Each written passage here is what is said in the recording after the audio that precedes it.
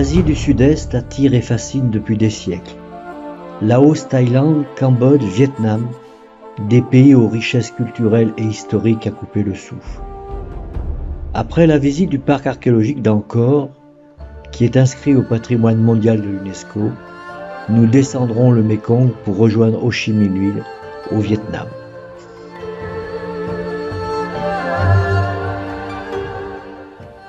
C'est à partir de Siem Reap que nous partirons sur les traces des temples d'Angkor, qui symbolisent la capitale du vaste empire khmer, qui domina l'Asie du Sud-Est de 802 à 1432.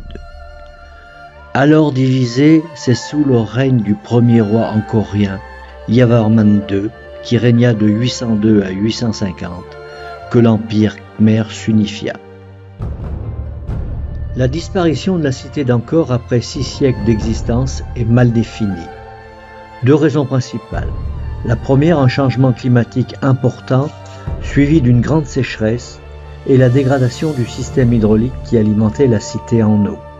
La seconde raison, ce sont les guerres et les défaites contre son voisin, le Siam, aujourd'hui la Thaïlande.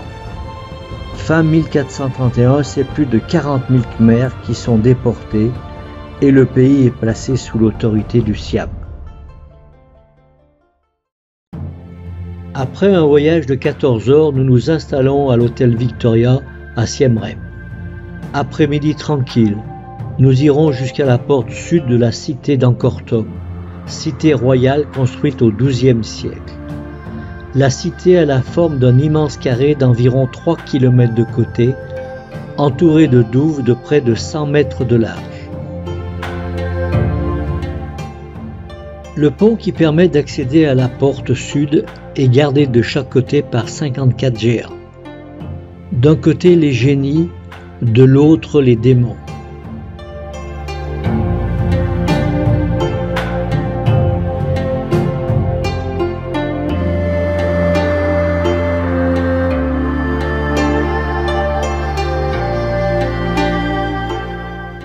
Les douves de la cité sont propices à de petites balades romantiques en gondole, très appréciées par les couples de jeunes mariés pour quelques photos traditionnelles.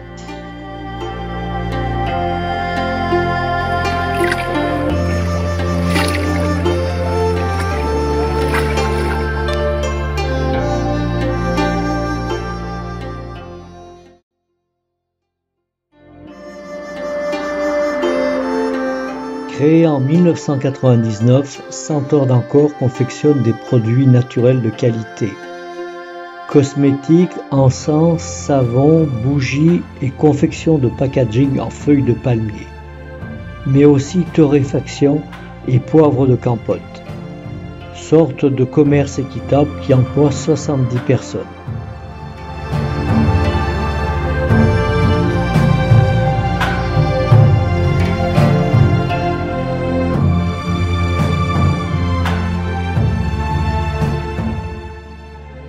Association sociale cambodgienne dont la mission est de créer des opportunités d'emploi pour les jeunes défavorisés dans l'artisanat traditionnel local. Artisanat d'Angkor a reçu de nombreux prix et obtenu le label d'excellence de l'UNESCO.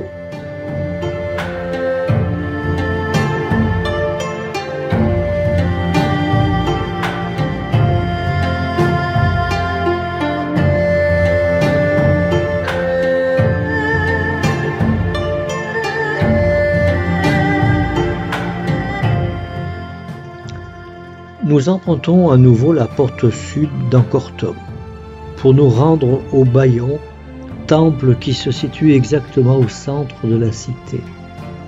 Le Bayon fut construit au début du XIIIe siècle, à l'apogée de l'Empire khmer.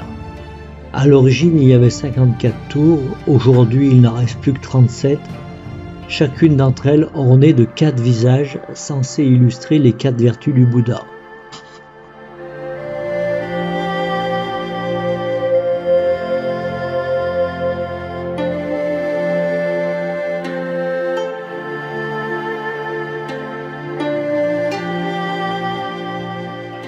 Magnifique bas-relief de 1200 mètres de long, représentant plus de 11 000 personnages sculptés qui relatent les combats entre Khmer et Shams.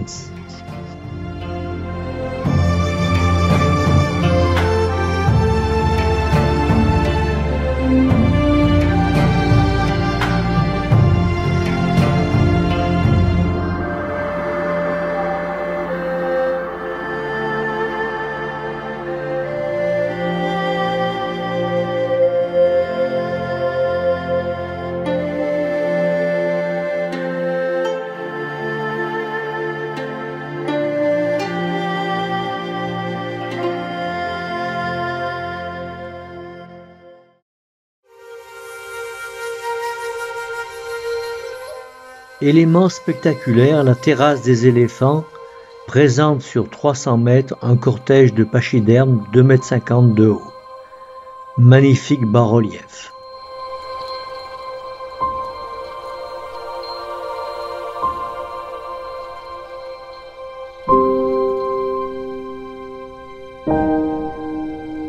Hormis le temple pyramidal et 2 grands bassins, il ne reste plus rien du palais royal construit en bois.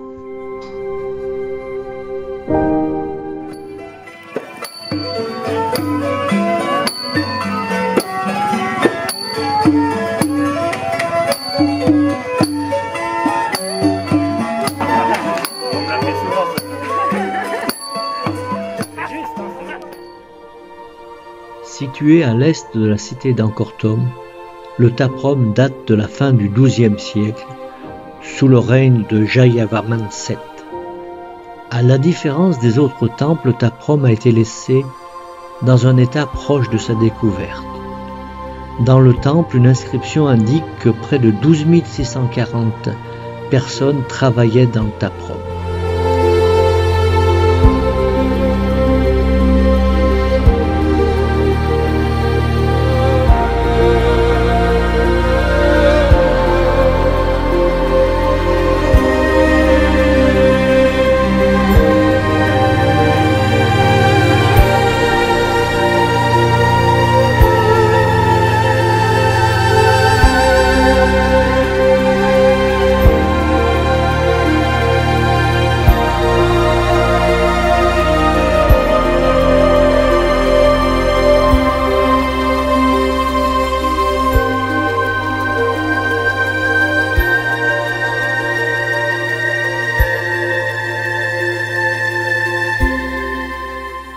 Situé à une vingtaine de kilomètres au nord-est de la cité d'Angkor, le temple de Bentiesrei date du Xe siècle, vraisemblablement consacré en 967.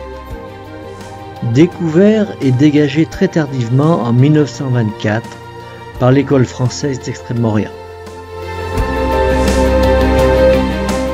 Construit en grès rose et en latérite, Bentiesrei signifie citadelle des femmes. Par la finesse de ses sculptures, c'est un joyau de l'art classique khmer.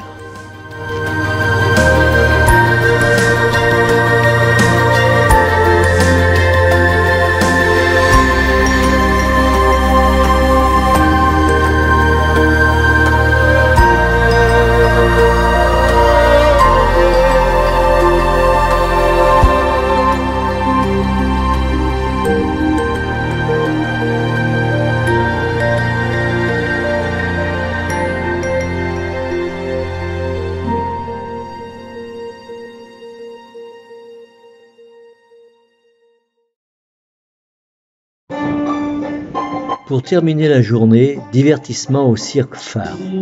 Spectacle fait d'un mélange de danse, de musique originale et art du cirque. Tout ça sur fond d'histoire cambodgienne.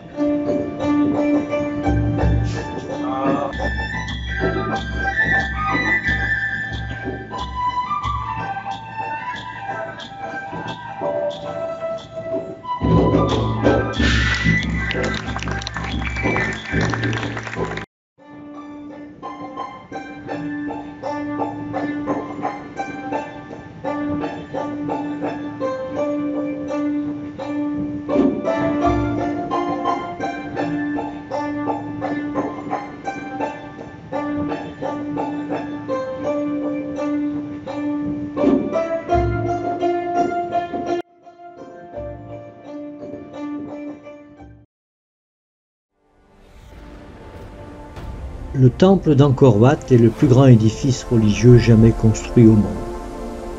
3 enceintes la protègent. La plus à l'extérieur mesure 1,5 km sur 1,3 km, avec des douves de près de 200 mètres de large. C'est le roi Suryavarman II qui le fit construire au début du XIIe siècle. Temple dit temple montagne. C'est la représentation symbolique du mont Meru, lieu de séjour des dieux.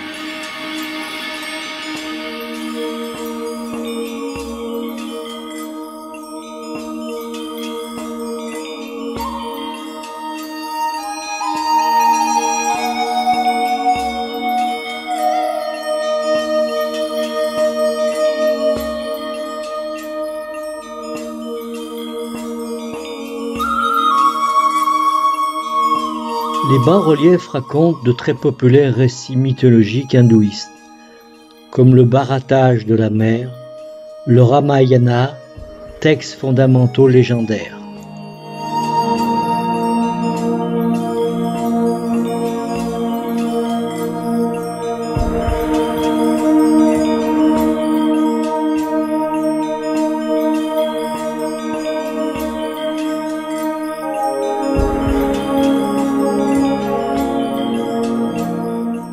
La première partie de notre voyage se termine.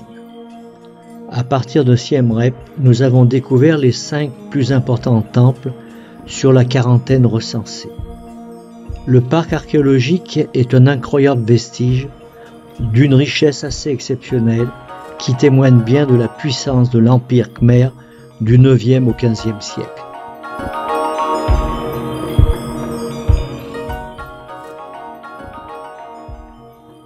Malheureusement, cette année, le niveau des eaux dans le lac ne permet pas aux bateaux de le traverser.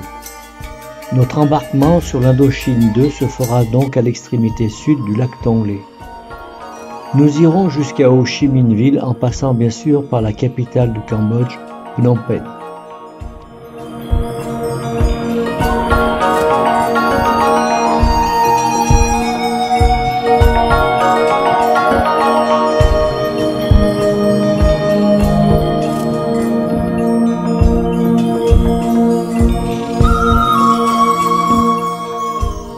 Ce matin, nous partons en sampan pour découvrir les villages flottants, principalement occupés par les Vietnamiens.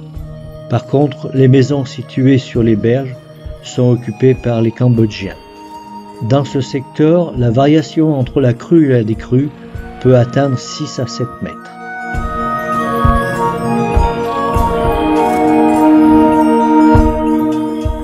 Nous poursuivons en minibus pour découvrir un petit village réputé pour ses poteries utilitaires. Aucune mécanisation. Travail d'appoint qui apporte un complément de revenu à la famille.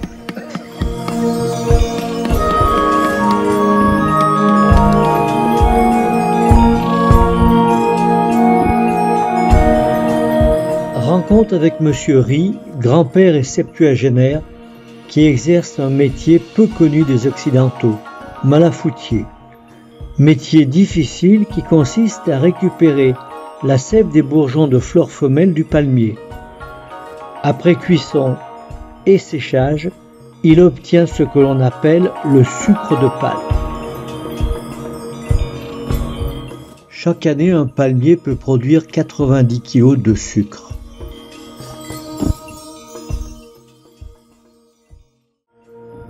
Nous avons accosté ce matin à Kampong Tralak. Ce soir, nous serons à Phnom Penh. Il est 6h45, les enfants traversent le Tonlé Sap pour se rendre à l'école. Nous débarquons pour un petit moment sympathique. Petite promenade en char à bœuf dans la campagne, au milieu des rizières jusqu'à la pagode. Elle date du début du siècle, elle fut certainement construite sur un site déjà plus ancien, comme le laissent à penser les fondations en latérite.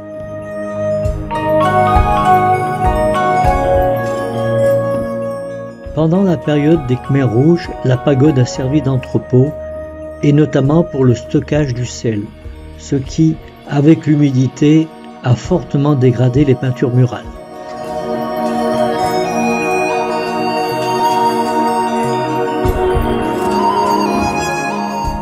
Magnifique stupa. C'est l'équivalent de nos caveaux dans la tradition bouddhiste.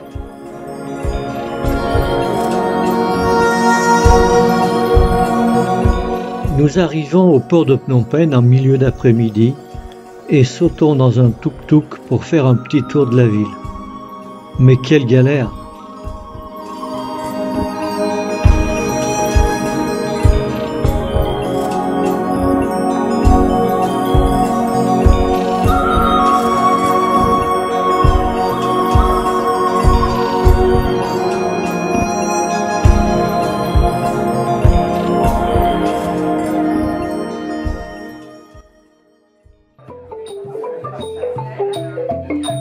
Pour terminer la journée, spectacle traditionnel de danse Aspara, forme de danse classique dans la culture khmère.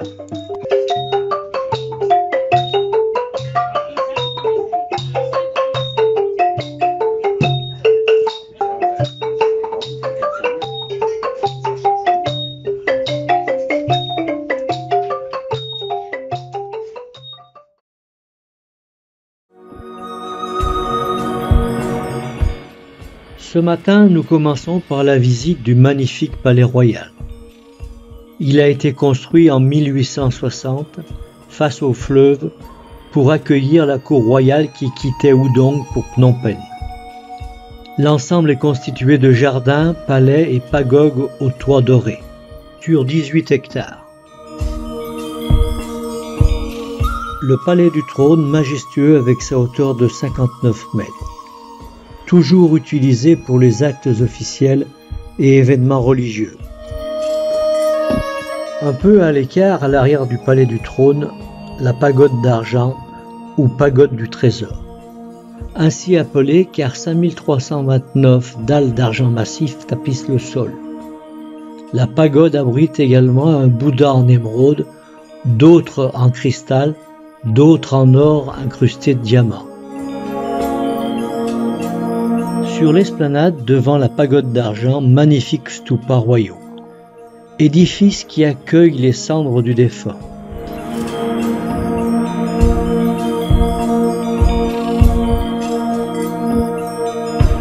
À 2 pas du palais royal, dans un superbe bâtiment d'inspiration temple khmer, se tient le musée national. Il a été construit par les Français en 1917. Il contient la plus importante collection d'art khmer. Saccagé à l'époque des Khmers rouges, aujourd'hui plus de 10 000 pièces sont présentées.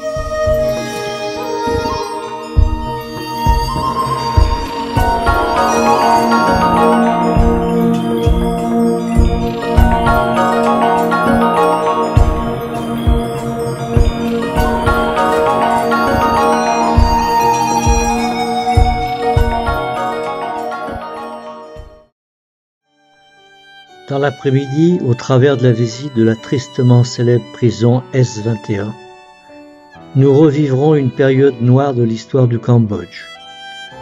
Mémorial du génocide des Khmers rouges de 1975 à 1979. C'est près de 15 000 personnes qui ont été incarcérées, torturées et exterminées dans les plus grandes souffrances, du seul fait qu'ils habitaient les villes, étaient médecins ou professeurs, ou tout simplement instruits.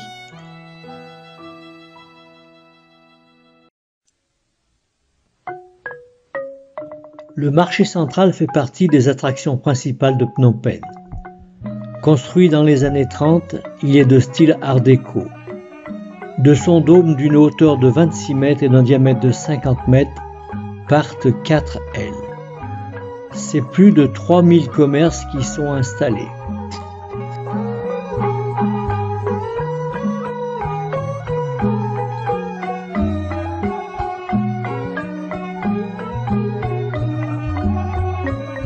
Les marchands de fleurs installés à l'extérieur préparent les bouquets pour la fête du Tet, qui arrive dans 2 jours, le 25 janvier exactement.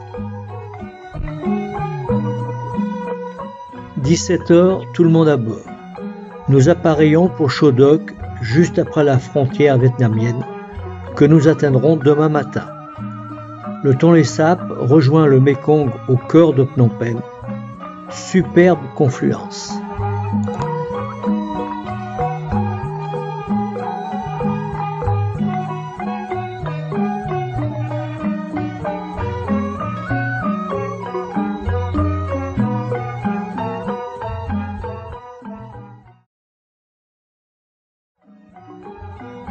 L'Indochine 2 a navigué toute la nuit et débarquons en Sampan au petit matin.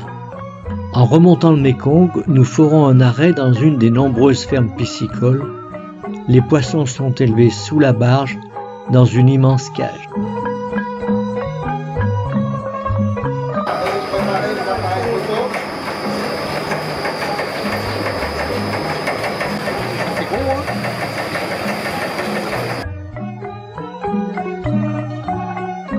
Retour dans les environs de Chodok pour la visite d'un temple et d'une pagode, au pied du mont Sam. Pour accéder au temple, notre guide nous fait passer par de toutes petites ruelles très commerçantes. L'odeur y est très caractéristique.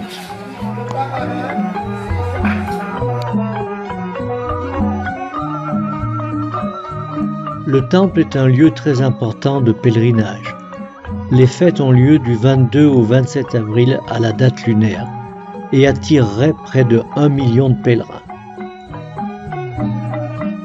Salle des offrandes faites par les pèlerins les plus aisés. L'efficacité du pèlerinage dépendrait, dit-on, de la valeur relative des dons, du collier de perles au porc, voire au canard.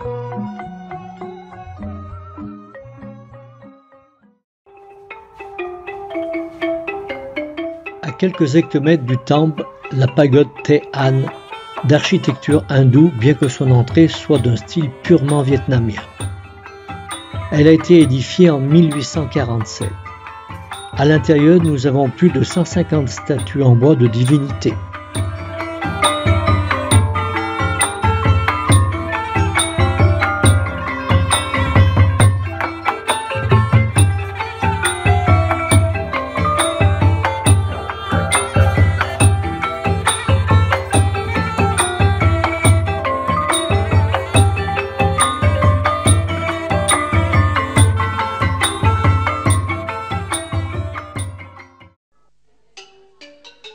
Navigation de nuit jusqu'à Sadek. Au petit déjeuner, magnifique lever de soleil sur le Mékong.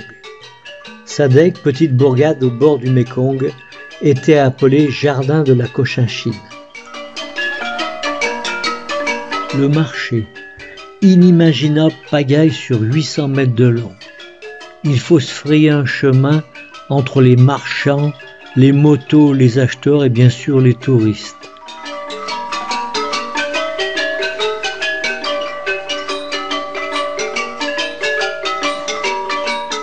Marché très spectaculaire, aux légumes, fruits, viandes, poissons et autres volailles. Bref, tout ce dont nous avons besoin pour nous nourrir, y compris les serpents.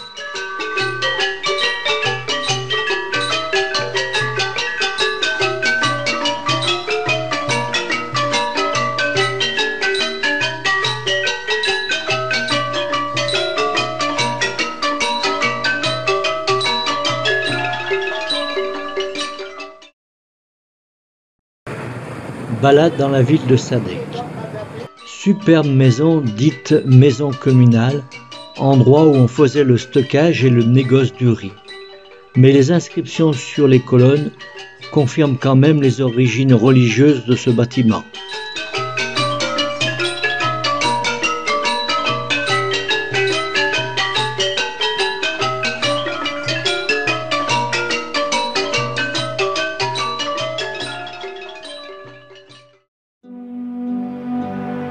C'est grâce à Marguerite Duras et à son roman autobiographique L'Amant que Sadek, cette petite ville du delta du Mékong, est sortie brusquement de l'anonymat. Amour impossible entre une jeune fille et un riche chinois de 17 ans son aîné.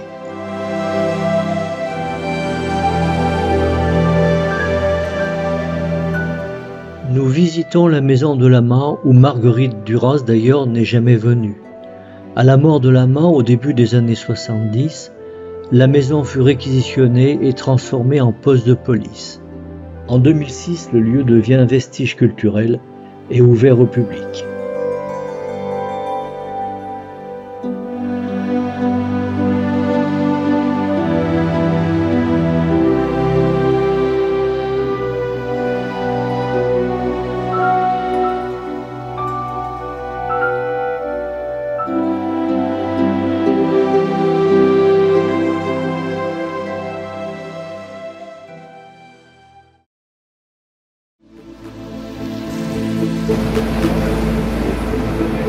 Nous naviguons sur les nombreux bras du Mékong et terminerons la journée par la visite de la maison de M. Baduc à Cai Bay.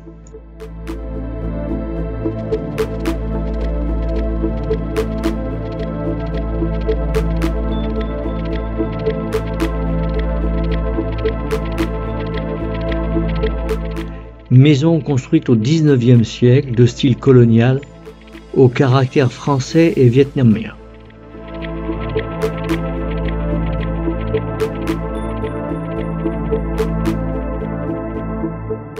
Ici, c'est Saint-Travée.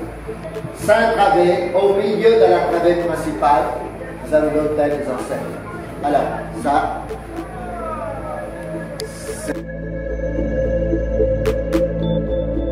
Sur l'arrière, un parc de 2 hectares avec fleurs et arbres fruitiers. Petit cimetière familial. S'il le souhaite, le personnel peut se faire enterrer à proximité.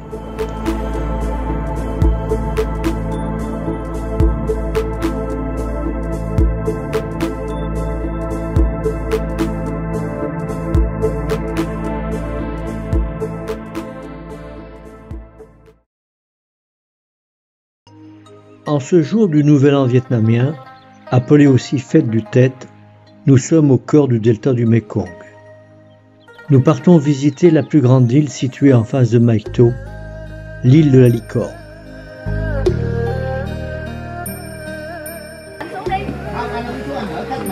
Em chuẩn bị là chuẩn bị sao?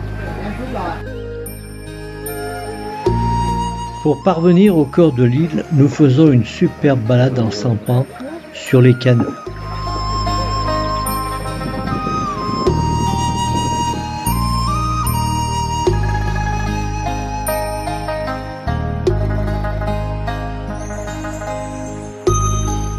L'île est un grand jardin tropical de 11 km². Il y règne une atmosphère bucolique, beaucoup d'arbres fruitiers. À la saison, les commerçants de Mai Tho viennent acheter ananas, mangues, bananes et papayes. Ces 300 familles qui vivent en permanence sur l'île. Il n'y a pas ou peu de voitures. Nous visitons ce qu'ils appellent une ferme d'apiculture. Ils posséderaient plus de 2000 ruches. Oui, c'est ça. À vrai dire, nous n'en avons pas vu une seule. Ce qui ne nous empêche pas de déguster du thé au miel et quelques fruits, tout ça au son de la musique traditionnelle vietnamienne.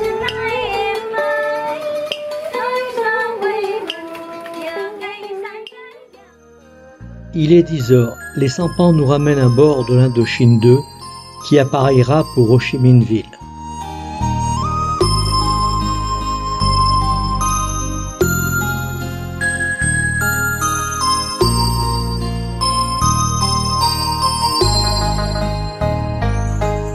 Nous quittons le Mekong et empruntons le canal de Cho Gao qui permet de poursuivre sur Ho Chi Minh Ville.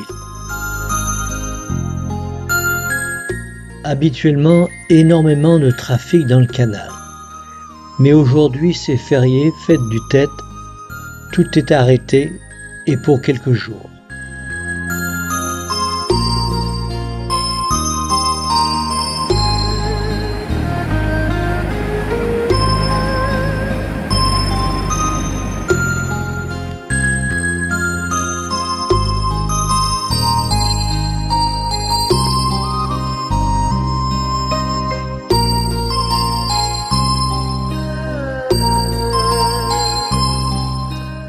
Ce matin, la circulation à Ho Chi Minh Ville est encore bien calme.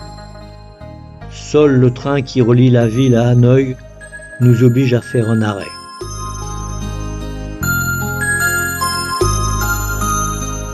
Nous partons visiter les tunnels de Rookie à une 50aine de kilomètres au nord-ouest d'Ho Chi Minh. Vaste labyrinthe souterrain avec plus de 250 km de galeries abritant non seulement des milliers de guerrilleros Vietcong luttant contre les Américains au sud, mais aussi des structures telles que des bunkers, abris anti-bombes et salles de commandement.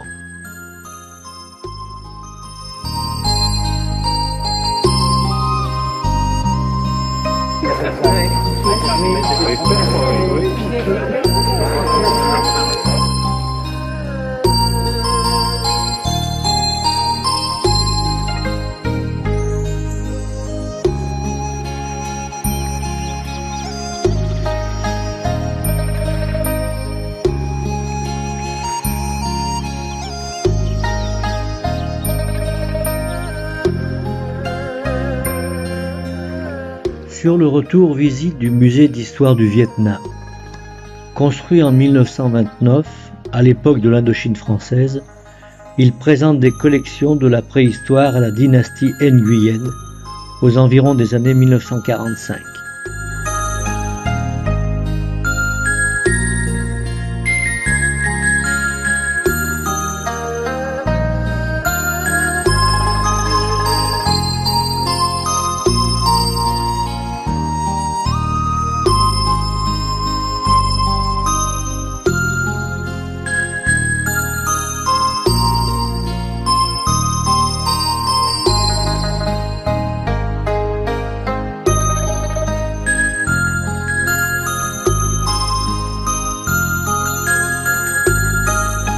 Si ce matin la circulation a été fluide, ce soir avec les festivités du Nouvel An, c'est une catastrophe à l'approche du centre-ville.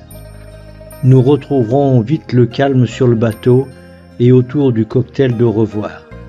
Remerciements chaleureux au personnel de bord.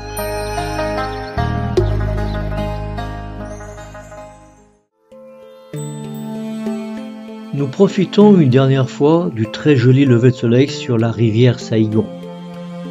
Jusqu'à notre départ pour l'aéroport, nous visiterons Ho Chi Minh et commençons par le quartier chinois.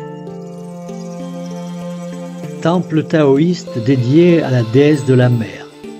Il a été construit au XIXe siècle par des réfugiés cantonais et fait partie des monuments religieux importants de la ville.